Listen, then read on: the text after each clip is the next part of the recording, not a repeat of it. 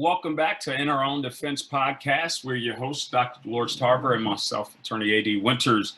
And this episode of In Our Own Defense podcast, we're discussing racial discrimination in the military and UCMJ.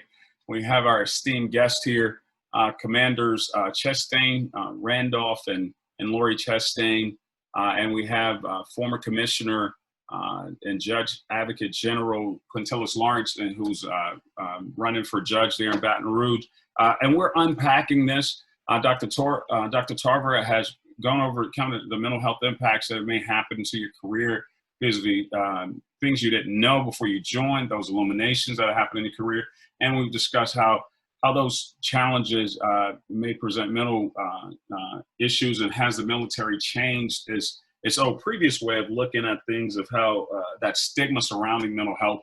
And everybody has agreed that there has been a fundamental shift and a transformation in the military as it relates to that. We're going to pivot the show in this segment to discuss this current environment in America, the epiphany that America is having about its race, the awakening, as it were, or facing the adversity of racism.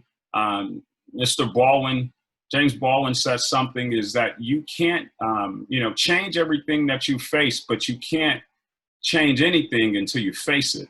And so that was a powerful statement that I always kind of used in my life. And considering that, I want to ask you first, Commissioner Lawrence, is considering the current awakening in America and the GAO study that revealed racial discrimination in the military, how does that impact your interaction with the subordinates and superiors? In the GAO study, you can find that GAO study just by Googling GAO study. You can watch the highlights of it and read it. It was a May 2019 study. The GAO's analysis of available data found that Black, Hispanic, and male service members were more likely than the female and members to be subjects of investigations or brought before UCMJ panels.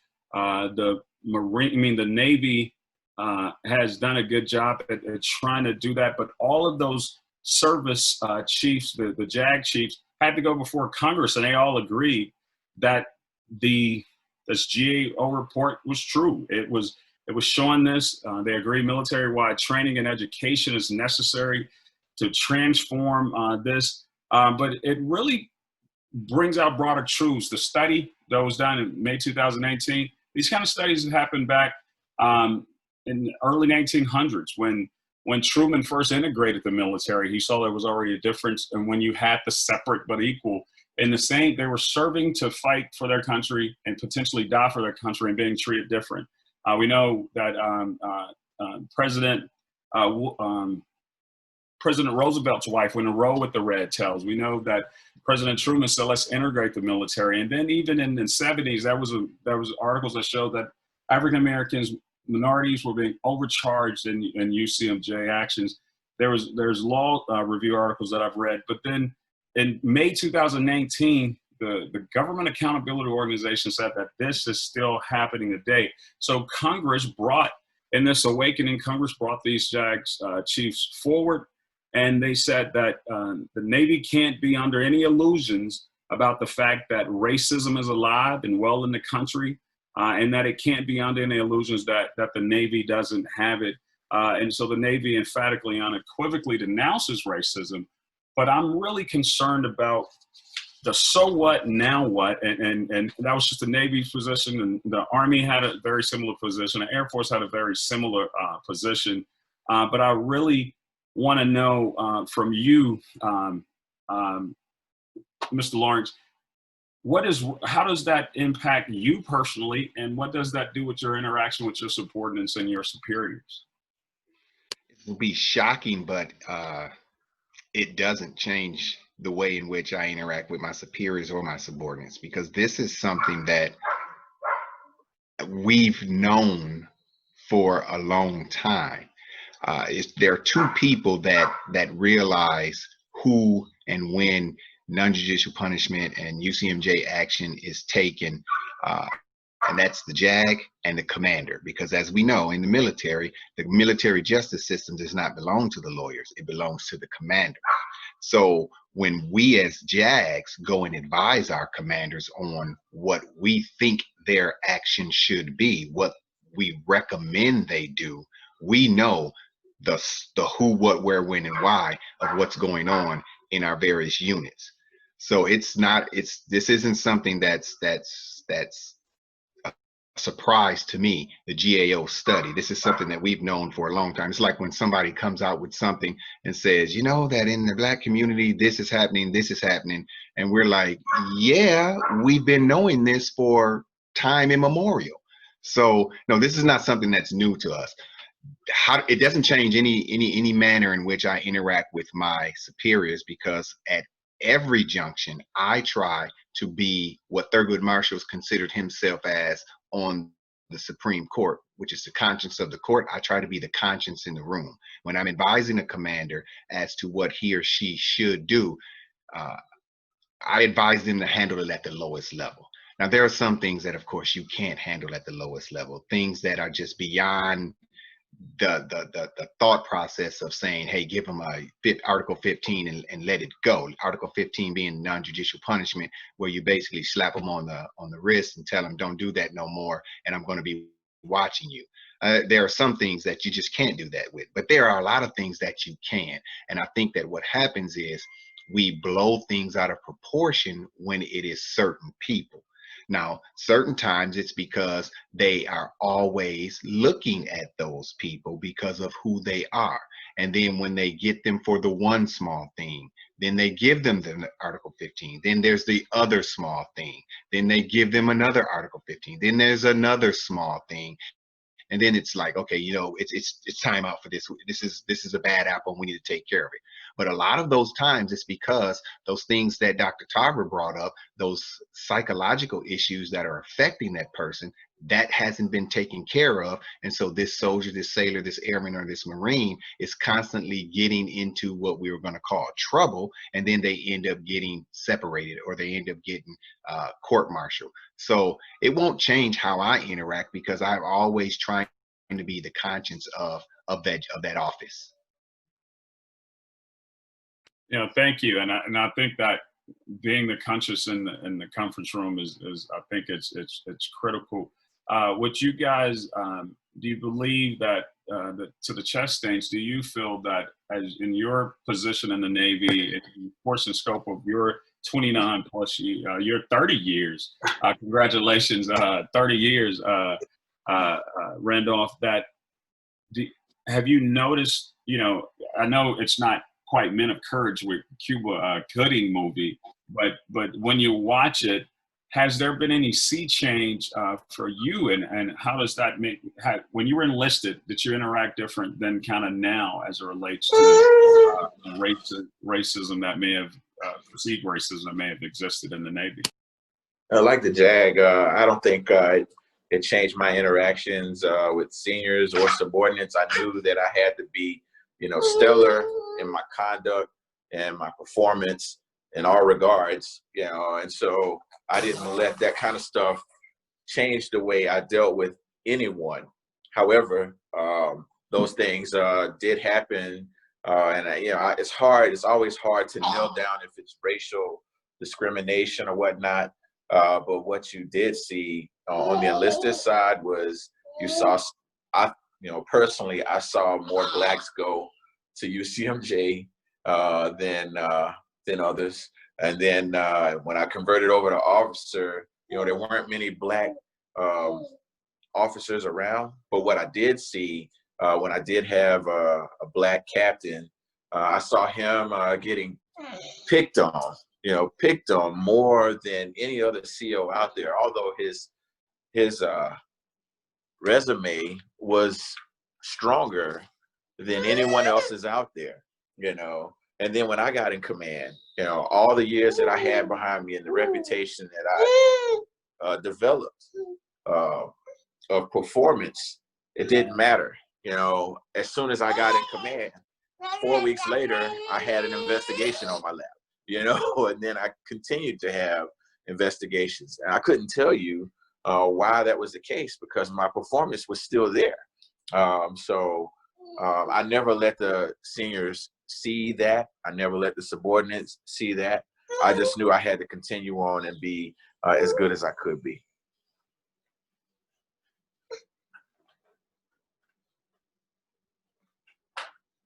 My turn. Oh, sorry. So for me, I actually came in straight out of college. I was not prior enlisted, so I think that makes me the youngest person in the room. But as far as what I've seen and what's going on today, just echoing what everyone else has said, it has not changed how I deal with my superiors or my subordinates. I think, you know, kind of growing up with the military background, being an Army brat, you know, it'd be silly if I said things like, oh, I didn't see that you were white or you were black or you were, you know, Asian or whatever. But I see you as a sailor. I see you as a soldier. I see you as a Marine. I see you as an airman. I see you as a coasting first. I see you as someone who serves, right? And I respect the fact that you're willing to put on the same uniform that I put on. And, you know, people don't necessarily think about the gravity of what it is that we have pledged to do. But if time calls for it, you know, you and I have both signed up to essentially die for this country if need be. So I take that view on it. And, you know, my dad was a command sergeant major, so he always taught me, you know, you take care of the troops first. Every day you take care of the troops first. You make sure the troops eat first. So coming into the military as an officer, I carry that with me. I take care of my troops first, you know, and I see them as troops, not necessarily as a racial group or an ethnic group or, you know, however young people want to hang out these days kind of group. I see you as a military member first, and I see you as someone who is willing to put, you know, your life on the line for this country just like I am. So as far as what's going on, I have not allowed that to change how I deal with my superiors and my subordinates. Follow-up question, and I want all of you, because you have all mentioned similar things, which is that we take these things, we know there's bias, differences in treatment of people in terms of how they're punished, in terms of how they're promoted, in terms of how they may be forcibly asked to exit of the military and under what circumstances. And I'm hearing all of you say that on some level, you eat a lot of that. You eat it because I have to focus. I have to focus on my job. I have to take care of the soldiers. I have to govern myself by a certain standard. But how are you affected by seeing that and recognizing that, okay, well, that's true, that exists, this bias exists, this racism exists, not, as you said earlier, Commander Chestang, not the whole entity of the military, but there are definitely people that are exhibiting racist behavior. How do you balance those dynamics of your dual roles in the military? I take me wherever I go. So I'm still a Black man, I'm still a Black woman, I'm still a mom, I'm still a husband, I'm all of these things, and I'm seeing some of these things happen, but I still have to govern myself. How do you balance those multiple identities in the face of all of those things that you're seeing? I guess I'll start. It gets back to that faith, having that faith and leaning on my family. Absolutely, you know, I look to my parents, I look to my grandmothers for strength and guidance. I'm sure if we were not on national podcast radio, Randy would tell you that he has caught many days when I have had bad days, and in an effort to not not let my bad days affect those that I work with, I have brought that home. And that's why I said before, try not to bring anything home. I have brought that home, and thankfully he is in a place where he understands somewhat what I've been through. And I only say somewhat because absolutely men and women, black men, black women have different experiences in the military, but similar in some ways. So he's able to understand where I'm coming from. And just to kind of live in that duality, for me, I dig deep. And you know, you kind of push on. You have your days when you cry. You have your days when you want to yell. But you do also have days when things happen, and sometimes all you can do is laugh, because what else can you do at this point? You're just like, serious, like that really just happened, seriously. But you, like you said, you eat it and you push through. But it is hard. It's not something to take lightly. I think anyone who wants to be successful, and anyone who has those added pressures of race and gender bias, dealing with those biases, can understand that it is a tiring process. It is hard to remain motivated at times, but like I said, you dig deep and you look around you. And for me, you know, I did join the military with an understanding that, as cheesy as it sounds, you know, it's not just about me. There is ultimately a greater good. And now also I have my 2 little boys that I look at every day.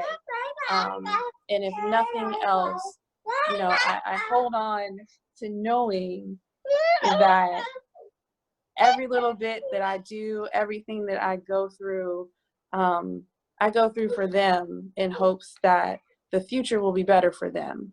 And that helps me get through.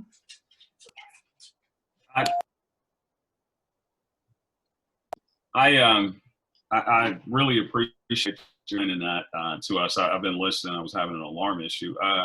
Recently, to both, you know, sets of panelists, and I want to do this before we take our next break, is that recently the U.S. Marine Corps banned the Confederate flag. The Army is open to renaming the Confederate General's base. The bases are named after them. General Charles Q. Brown Jr.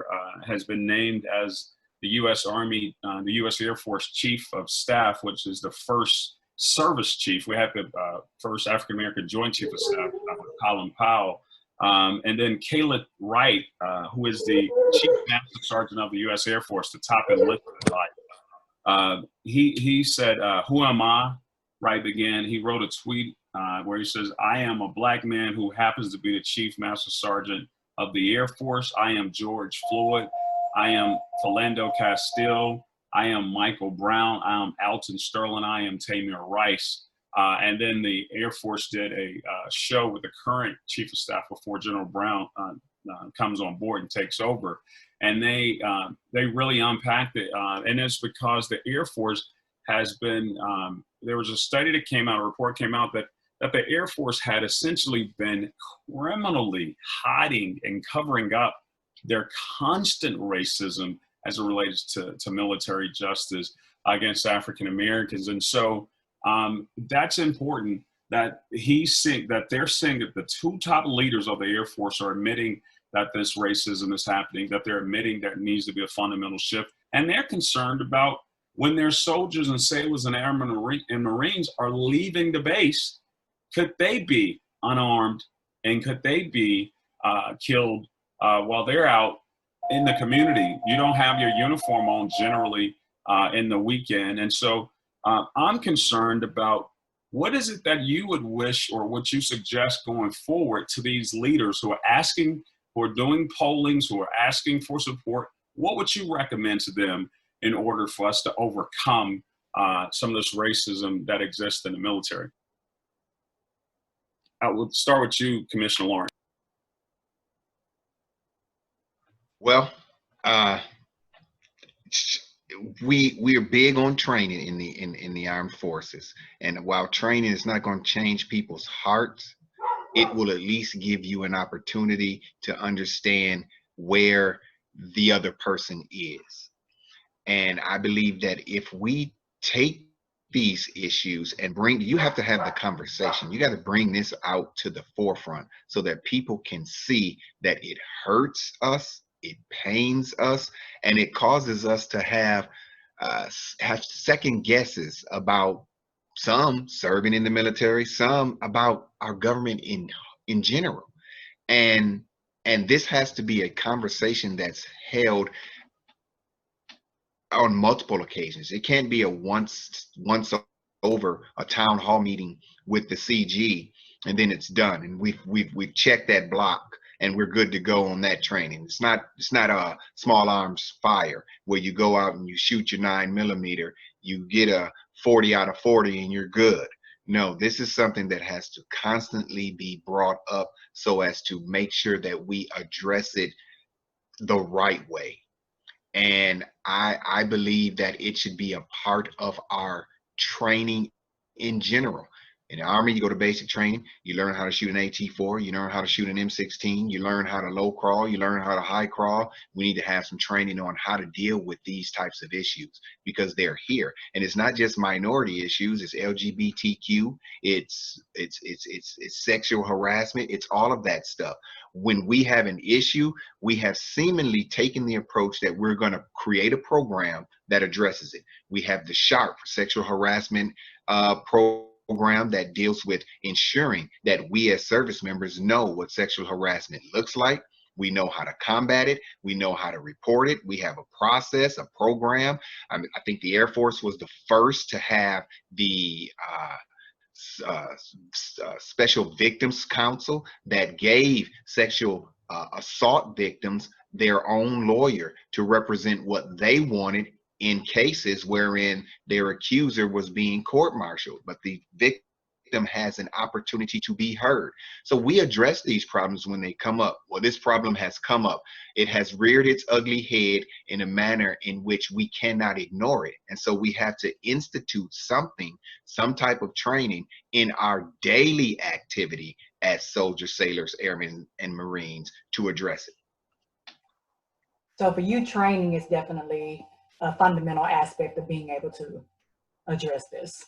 To the extent that we are at least addressing it, because again, like they said in the 60s when we were trying to get the 64 Civil Rights Bill passed, you can legislate, but you can't change a man's heart. But we can at least put the training in there, and then through us doing it, through what's going on with our fellow citizens who are external to the military, I think that it has to be a multi-pronged approach to get to the heart of the matter. We'll handle it where we are, and our legislators, our senators, our president, our congressmen, our state representatives, our governors, and they'll have to handle it from that perspective. But we have to do something on our own because we are an independent entity to the civilian society. We're different, and we have to handle things differently. Commander Chestang?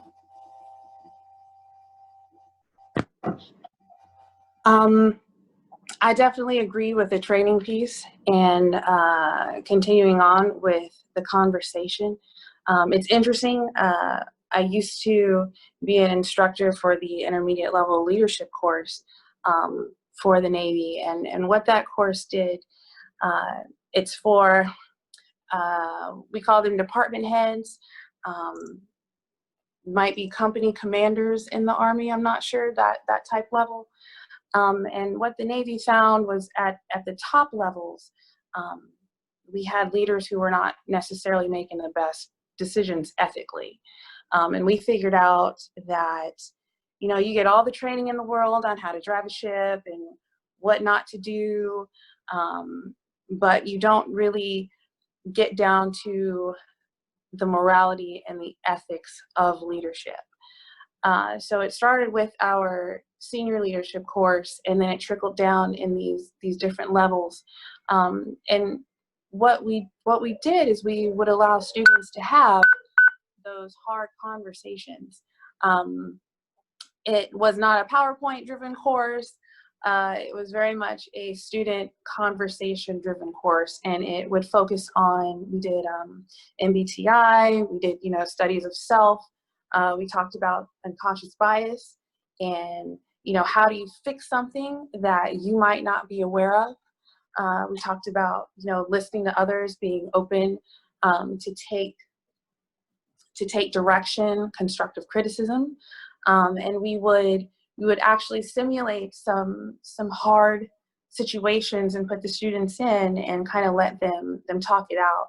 I'm interested to go back. I would love to go back and see if the curriculum has changed any. Back then it was not so focused on race. There was a little bit of that, but I'm curious if now maybe those conversations are being had more in the classroom. I don't know, but I'm all about, having the conversations and creating a space for that conversation to be had. It is a difficult conversation to have. It is an uncomfortable conversation to have. But I think recently in my office and at the Pentagon, we had a guest speaker, and we were allowed to have those uncomfortable conversations and to ask those questions. And I think it's important. We can't fix the world's problems in an hour, but starting those conversations is extremely important. So I'm glad to see that that's happening, and I hope that it continues to happen more. And I would add to this, this piece. I won't take away from anything our esteemed guests have said, Dr. Tarver, but I feel the military's had plenty of time to get this right. They've had plenty of time to get it right. I served 23 years, and it didn't change from then. It didn't change. I had guys who were saying that President Obama was not their president.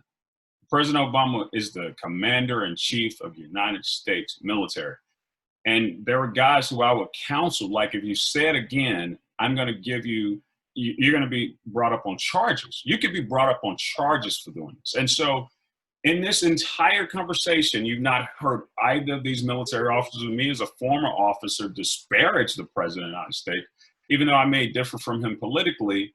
The concepts and the construct has to change. They could fix this, because you could fix anything. Like Commissioner Lawrence said, when the Army wanted to, go after the sexual assault, when the military wanted to go after, they got creative and started fixing it. You disincentivize that kind of behavior. You can disincentivize that kind of behavior. You can't tell me that you can't figure out who is the bad apple when it comes to racism. You can't tell me that we don't have any tracking system for non-judicial punishment to tell me what ethnicity the people are who've been receiving these punishment, who've been receiving these demotions, or worse still, just getting a bad OER. What you don't even understand is that a bad OER based on racism, it's a death knell in someone's career. They could just give you a OER.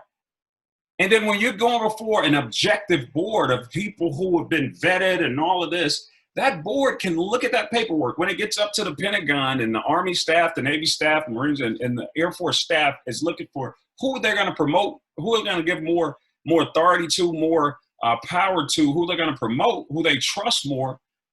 They're not doing it to people with OERs. And you can get away with racism just like that. And then you come after them for reporting it. There's an Article 138 that the Uniform Code of Military Justice, we need to empower people to be able to do blind 138s on officers who were exhibiting racism, because you can open up an investigation on that officer when they're doing this thing based on race. And they may not use noose, throw the noose or an N-word or say some of these other bad behaviors, but they do it subliminally, and it is challenging. I'm not going to make it like it's easy, but you have to do it rightfully so. You can't say, oh, we're all one team, and literally have a base named after a Confederate general. You can't say we're all one team and knowing that you have a Confederate general named after Camp Hood. And so that was Camp Hood, now Fort Hood. These things you can't double talk when we're talking about something that's clear. racism, because if you're looking at everybody, everybody's wearing the same uniform. The hue of their skin may be different, but you don't get the luxury of not doing something. Something has to be done about it, and I mean now, and that means the Congressional Black Caucus has to be on board to go in and fix it, or we defund some of these initiatives in the military. I don't think you deserve an F-18 Raptor. I don't think you need a new aircraft carrier if you can't fix racism. You don't get to have a new toy. We can lower your budget because this is our tax dollars. And so I'm not gonna play this wishy-washy hand wringling. We gotta take our time. We have to take these generals to task. If you're not talented enough to do it, take these secretaries to task. If you're not smart enough to do it, then we can get somebody else in there to do the job. If you're not talented enough to do it, if you're not smart enough to do it, we can get somebody else in there to do the job. You can get creative. We got war colleges. We got an Air War College, a Navy War College, and an Army War College. And you telling me you can't get that job done, then let's get somebody else in there to do it. The chairman of the Joint Chiefs of Staff can go take a picture across the street after they send some tear gas on them kids. The Secretary of Defense can go over there and take a picture. Then you can fix racism today. And that's why I stand on it. And I'm, we're going to take a break before I get in trouble and get fired off my own show. But we will be back after this. You're on In Our Own Defense podcast with Dr. Dolores Tarver and we'll be right back with our guest on racism and racial discrimination in the military. Thank you.